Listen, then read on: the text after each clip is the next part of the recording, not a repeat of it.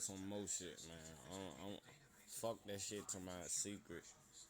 Bitch, I'm putting y'all ass out there. Y'all better fucking listen. Fuck them people they trying to throw it off. I ain't got shit to do with no transgender, y'all. You know what I'm saying? Them bitches can't show no pussy, cuz yet. Just tell them, tell the government or the president. I bet you I bet you they can't show y'all this shit. Talking no pussy in their game now. No real pussy now. You know what I'm saying? Only thing you can see real pussy about is them porn sites. I don't even watch porn. But yeah, that only time you'll see some pussy, cuz. And y'all know that shit. Though I ain't joining y'all fucked up ass secret society. You can do all you want to try to win me over. I don't want to be won over like y'all faggot. Bunch of men, man.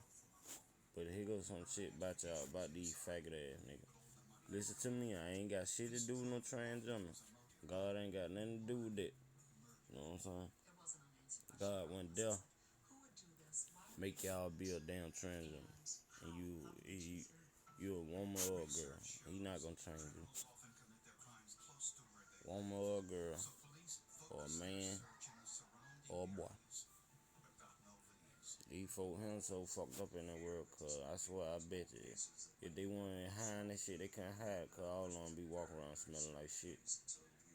But that's all they doing, fucking assholes. So check this out.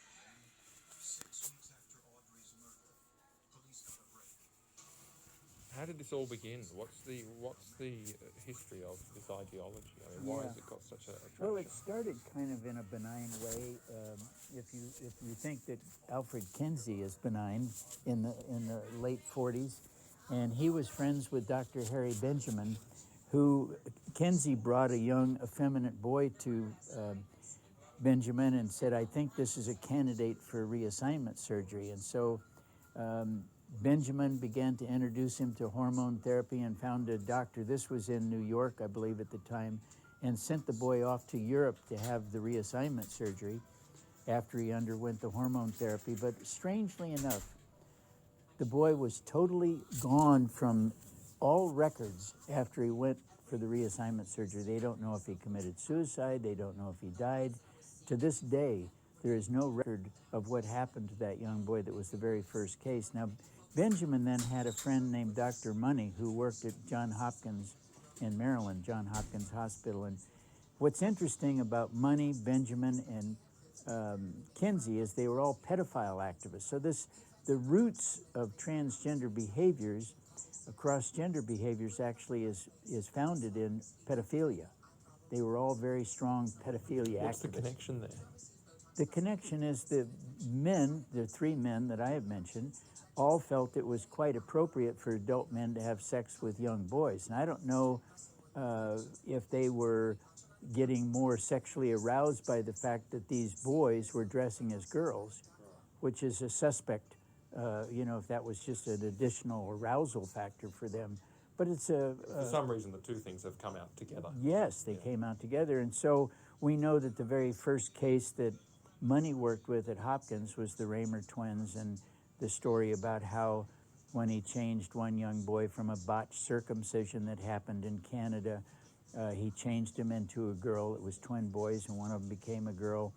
And then he had the two engage, and he filmed this, engaged in sexual acts together.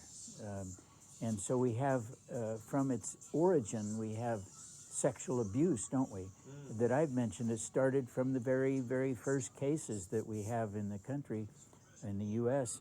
And so what we also have is both brothers ended up dying at a very young age, one committing suicide, one overdosing from drugs. So they didn't even make it till their 40s, I believe, or late 30s. And so But this is a common story, really, because there's sexual abuse, and then there's the depression that follows, and the regret, and the suicide, which, as you've explained up until this point, is just not an uncommon experience for people to this day who go through the same process. No, in fact, what's most interesting to me is in Harry Benjamin's own clinic, that was kind of the first clinic of its kind, he had a homosexual activist who was an endocrinologist working at the clinic for 6 years, administering hormone therapy to people who were undergoing reassignment surgery. So he had 6 years of history with 500 transgender patients.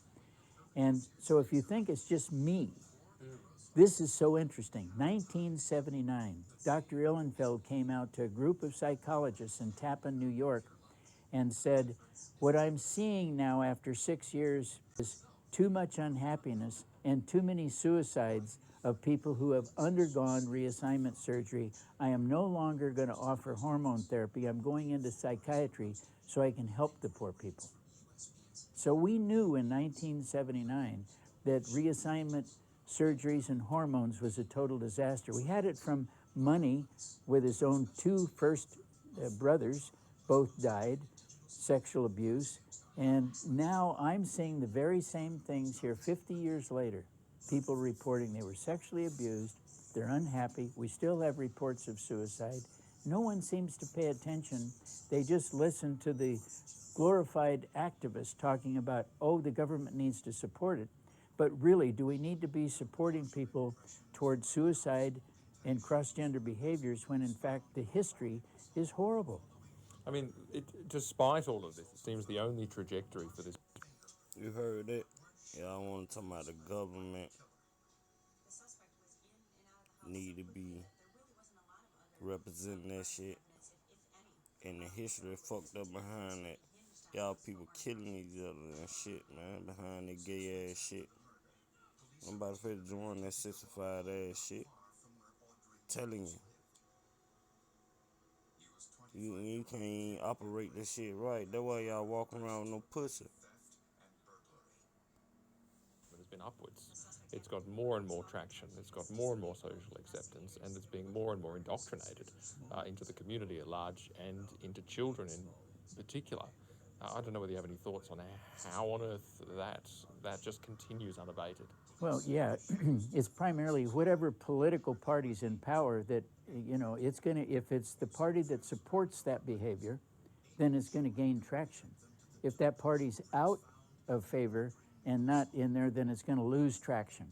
And so we have people like George Soros, who is quite good at funding money and pumping money into these parties that support this behavior. He likes that, and that's his sort of thing. So the way that this would stop immediately if we had a different party that didn't promote and approve and support this kind of behavior. It should be taken out of the schools. It should be taken out of the government, unless the government is willing to reattach the genitalia of the people who they ripped it off of as part of their agenda. Yeah, I heard that. Listen to this shit, man. Don't let these folk fool you, cuz this not it, cuz. So really it is a case of there's a lot of people in positions of influence and power who are sold out to the ideology. And Absolutely. because of that, it just continues to creep in. Yeah, it becomes political power.